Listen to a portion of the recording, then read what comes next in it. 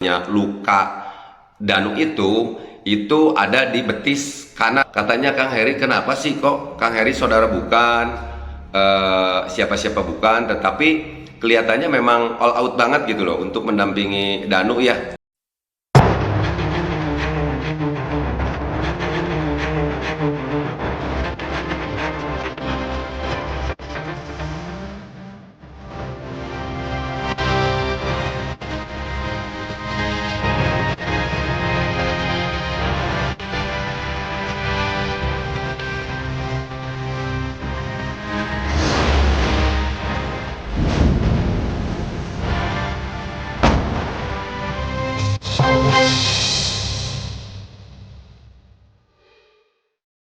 Assalamualaikum warahmatullahi wabarakatuh. Selamat bertemu kembali teman-teman semuanya dengan saya Heri Susanto. Pada kesempatan siang hari ini saya akan menjawab beberapa pertanyaan ya, tentunya yang ada di kolom komentar saya. Banyak sekali teman-teman semuanya yang ada di kolom komentar saya yang belum terjawab, tetapi hari ini saya sedikit-sedikit akan mencoba untuk menjawabnya ya. Teman-teman semuanya, ada yang bisa dijawab sama saya langsung, ada yang tidak bisa saya jawab, tetapi sebelumnya saya mencoba untuk berkomunikasi dengan salah satu tim dari ATS untuk sedikit menerima gambaran terkait yang ditanyakan terhadap saudara Danu. Teman-teman semuanya, tapi sebelumnya saya ucapkan terima kasih kepada teman-teman dimanapun teman-teman berada. Semoga selalu diberikan kesehatan ya teman-teman semuanya, dan juga semoga teman-teman semuanya selalu berada dalam lindungan Tuhan Yang Maha Kuasa. Teman-teman semuanya, pertanyaan-pertanyaan itu diantaranya satu, ada yang menanyakan, Kang, waktu di pemeriksaan kesehatan itu bagian apa saja sih? Kepala, tangan, atau sampai mengatakan juga jantung dan sebagainya. Nah, katanya seperti itu. Nah, teman-teman, untuk pertanyaan yang ini nih, saya mencoba berkomunikasi terlebih dahulu dengan salah satu tim dari ATS Law Firm, dan saya menanyakan juga bahwa di sini dijelaskan yang namanya luka Danu itu ada di betis kanan teman-teman semuanya ya. Dan luka itu terjadi diakibatkan karena terkena keramik pada saat tanggal 19 Agustus itu, pada saat Danu disuruh menguras bak mandi oleh oknum Banpol, dan itu pun sudah dijelaskan oleh Danu kepada pihak penyidik. Nah, saya melihat bahwa Danu itu kulitnya memang bisa dikatakan sensitif ya, seperti yang memang punya penyakit manis-manis gitulah, atau gula mungkin. Jadi kalau misalkan ada bekas luka itu, kalau saya ini luka 3 hari juga sudah mengering, 1 minggu sudah sembuh lagi. Nah, itu Danu itu berbeda, tidak seperti itu. Jadi memang kulitnya bisa dikatakan agak sedikit sensitif teman-teman semuanya. Nah, itulah yang saya jelaskan terkait luka Danu, dan itu pun sekali lagi saya jelaskan tadi hasil berkoordinasi dengan salah satu tim dari ATS Law Firm. Nah, teman-teman semuanya,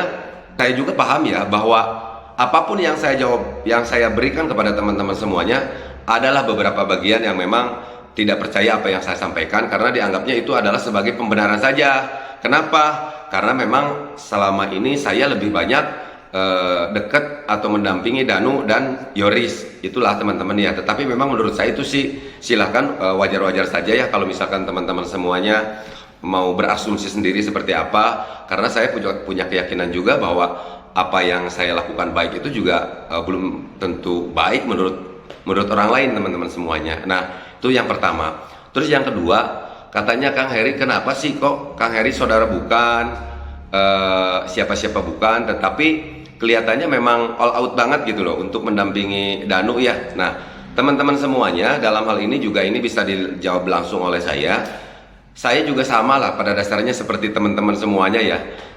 Teman-teman semuanya bisa berasumsi, saya juga bisa berasumsi. Hanya mungkin saya membantu Danu itu seperti apa, karena saya melihat bukan berarti saya merendahkan Danu dan keluarga terlebih dahulu ya teman-teman. Yang pertama, dasarnya saya atas dasar permintaan. Waktu itu juga saya diminta untuk membantu menyediakan kuasa hukum, itu juga atas dasar permintaan ya, dan itu pun sudah diakui oleh Wak Lilis ya waktu itu, atas dasar permintaan Wak Lilis untuk bisa menyediakan pengacara untuk mendampingi Yoris dan Danu. Nah, teman-teman semuanya, saya terutama nih yang menanyakan tentang kenapa sih yang tadi kan, kenapa sih all out banget gitu loh. Nah, ini saya jelaskan.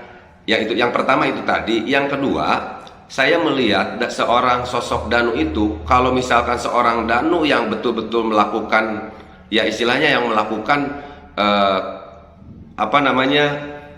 kasus yang terjadi yang dikenal dengan kasus Subang ini, saya rasa dari dulu juga sudah ketahuan ya teman-teman semuanya. Yang pertama kenapa? Karena saya melihat seorang Danu itu bukan berarti polos lah. Dia itu tidak memiliki network ya, jadi tidak memiliki jaringan yang luas. Saya juga melihat tidak memiliki teman-teman yang berandal misalkan ya. Jadi terus yang kedua, dia itu saya melihat tidak punya pekerjaan yang tetap juga nih. Jadi terkadang untuk merokok sendiri saja nih seringlah sama kita gitu kan, seperti apa. Walaupun memang sebenarnya saya tahu bahwa dia itu orangnya tekun dan rajin ya teman-teman semuanya. Jadi apabila misalkan kita meminta beliin rokok atau apa, dia langsung saja dia cabut gitu, seperti itu teman-teman semuanya. Nah, oleh karena itulah sehingga saya berpikir kalau seandainya Danu ini yang melakukan, sekali lagi dari dulu juga sudah ketahuan nih. Kenapa? Bayangkan kepolisian Republik Indonesia ya, dalam hal ini pihak penyidik itu, pihak kepolisian itu sangat profesional teman-teman semuanya. Masa iya gitu kan, seorang Danu nih, seorang Danu yang seperti itu, kalau memang iya dari dulu juga tidak ketahuan ya teman-teman. Nah, karena itulah pertimbangan saya, dan saya rasa juga karena memang dia itu memiliki banyak keterbatasan, dan saya juga sebenarnya ingin membantu itu karena memang betul-betul menurut saya dia itu membutuhkan bantuan. Toh memang selama ini yang namanya saksi itu bukan orang bersalah teman-teman semuanya, dan saya tidak merasa bahwa saya itu membantu orang yang bersalah gitu. Kenapa? Karena kan sampai sekarang ini pihak kepolisian belum bisa menetapkan siapapun, berarti intinya masih statusnya itu masih sama, semuanya itu masih posisinya masih saksi teman-teman semuanya. Nah, itulah. Dan saya juga sebenarnya ingin membantu pihak kepolisian agar cepat memudahkan lah, maksudnya memudahkan untuk melakukan penyidikan ini. Ini salah satu contoh saja teman-teman semuanya. Waktu hari Senin kemarin, Danu itu diperiksa jam 9. Jam 8 saya sudah standby di Polda jam 8. Itu sebenarnya salah satu sesuatu yang saya lakukan dalam arti mendukung apa yang dilakukan oleh pihak kepolisian untuk melakukan penyidikan terhadap Danu. Dan walaupun memang di sana sudah ditunggu oleh kuasa hukumnya, yaitu dari ATS Law Firm. Itu artinya saya mendukung apapun yang dilakukan oleh pihak penyidik, dan saya berusaha untuk bisa memberikan kemudahan, misalkan Danu datang tepat waktu dan sebagainya. Kenapa? Karena perjalanan ke Bandung aja kan teman-teman semuanya, apalagi Danu ya, memang harus kita jaga. Seorang saksi itu saya juga antar. Jadi saya hanya melakukan sesuatu sesuai dengan apa yang saya lakukan teman-teman semuanya. Nah, terkait misalkan saya itu nanti akhir Danu itu benar ataupun salah, kan kita semuanya juga tidak tahu. Toh yang namanya ramalan, yang namanya analisa itu kan ya sah-sah sajalah kalau menurut saya ya. Dan sekali lagi mungkin dalam hal ini contohnya misalkan apa yang disampaikan oleh Kang Anjas di Thailand, menurut saya juga dia luar biasa. Luar biasa kenapa?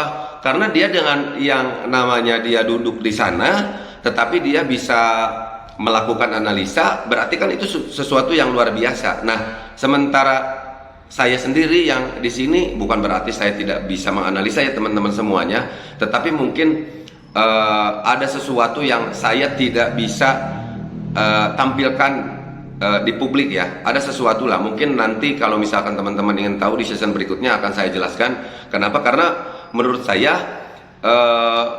ada sesuatu itu yang merupakan sesuatu yang harus dipegang gitu loh. Harus dipegang supaya saya tidak salah dan tidak mendahului teman-teman semuanya. Nah, itulah. Nah, lagi pula ada lagi mungkin ya yang seperti apa yang disampaikan oleh Bang Denny Darko, dan saya juga salah satu subscribernya. Saya juga sering menonton videonya terkait yang dulu ramalannya salah. Itu juga menurut saya tidak masalah sih, yang namanya ramalan kan seperti itu. Tapi setidaknya itu saya sepakat, setidaknya menjadi doa. Saya sangat senang sekali dengan mimik muka Kang Denny ya, begitu antusiasnya dia itu seolah mengecam pembunuh ya. Itu menunjukkan bahwa dia itu greget juga gitu loh dengan kasus yang terjadi di Jalan Cagak Subang ini, sehingga dia itu punya keinginan untuk bagaimana di dalam doa-doanya itu juga mungkin untuk bagaimana kasus yang terjadi di Subang ini agar cepat terungkap. Nah, seperti itulah. Nah, terus saya juga kemarin menonton juga channel Bang Denny juga, karena juga ada notifikasi juga kepada saya, dan dia juga mengatakan nanti akan tiba waktunya, katanya pelakunya di sini adalah orang yang tidak terduga-duga gitu. Sebetulnya saya sangat sepakat sekali seperti itu teman-teman semuanya ya, dengan ramalan Kang Denny Darko ini. Kenapa? Karena justru dengan sekarang banyak diperbincangkan Danu sepertinya mengenai luka, mengenai kebohongan, mengenai apa, justru orang itu sekarang sudah banyak menaruh curiga sama Danu gitu kan, seperti itu. Jadi apabila memang ada di ramalan Kang Denny Darko kemarin mengatakan orang yang tidak diduga-duga itu nanti yang akan menjadi pelakunya, ya mudah-mudahan aja sih seperti itu gitu kan. Jadi teman-teman, itulah yang saya ingin sampaikan kepada teman-teman semuanya. Saya juga ucapkan terima kasih kepada teman-teman semuanya yang sudah selalu mensupport saya. Adapun apapun yang saya sampaikan, silahkan teman-teman berasumsi saja sendiri ya. Karena saya juga yakin tadi apapun yang saya katakan, karena saya lebih banyak sama Danu dan Yoris, pasti itu dianggap sebagai pembenaran saja. Nah, itu tidak masalah. Tetapi akhirnya suatu saat nanti kita juga kan, kalau kebenaran yang seutuhnya itu kan kita juga semuanya kan tetap serahkan ke sama pihak kepolisian ya. Dengan profesionalisme yang dimilikinya, saya punya keyakinan lah. Dan saya juga berharap semoga kasus ini bisa terungkap teman-teman semuanya. Nah, teman-teman semuanya, itulah yang ingin saya sampaikan pada siang hari ini. Mudah-mudahan dapat bermanfaat untuk teman-teman semuanya. Sekali lagi saya mengajak kepada teman-teman semuanya, marilah kita berkarya nyata sebagai bentuk peduli kita pada sesama. Wabillahi taufiq wal hidayah wal inayah wal barokah. Wassalamualaikum warahmatullahi wabarakatuh. Semangat.